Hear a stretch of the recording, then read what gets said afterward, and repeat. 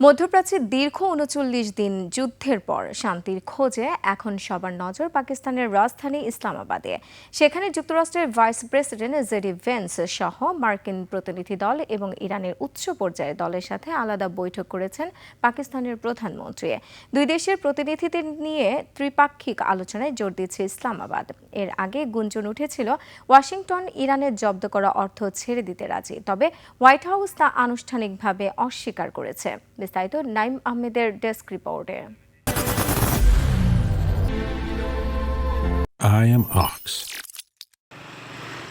মধ্যস্থতাকারী হিসেবে পাকিস্তানের প্রধানমন্ত্রী শাহবাজ শরীফ একদিকে বৈঠক করছেন মার্কিন ভাইস প্রেসিডেন্ট জেডি ভ্যান্সের সাথে, আর অন্যদিকে কথা বলছেন ইরানি পার্লামেন্টের স্পিকার মোহাম্মদ বাঘের গালিভাফ এবং পররাষ্ট্রমন্ত্রী আব্বাস আরাগচির সাথে। এর আগে রয়টার্স দাবি করেছিল কাতার ও অন্যান্য বিদেশি ব্যাংকে থাকা ইরানের জব্দ করা অর্থ ছাড় দিতে রাজি হয়েছে যুক্তরাষ্ট্র। তবে হোয়াইট হাউস থেকে জানিয়েছে অর্থ ছাড়ের বিষয়ে কোনো চুক্তি এখনো হয়নি। তবে বৈঠকে আস্থা রাখতে পারছেন না দুই দেশই। ইরানের পররাষ্ট্রমন্ত্রী আব্বাস আরাগচি স্পষ্ট জানিয়েছেন তারা চরম অবিশ্বাস নিয়ে এই আলোচনায় অংশ নিচ্ছেন।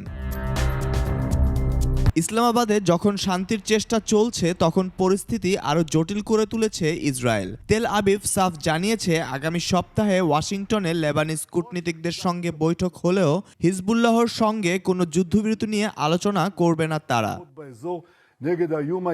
পাকিস্তানের প্রধানমন্ত্রী আশা করছেন এই আলোচনা মধ্যপ্রাচ্যে দীর্ঘস্থায়ী শান্তির জন্য একটি মাইলফলক হয়ে থাকবে। Naim Ahmed, desk report, ২১ television.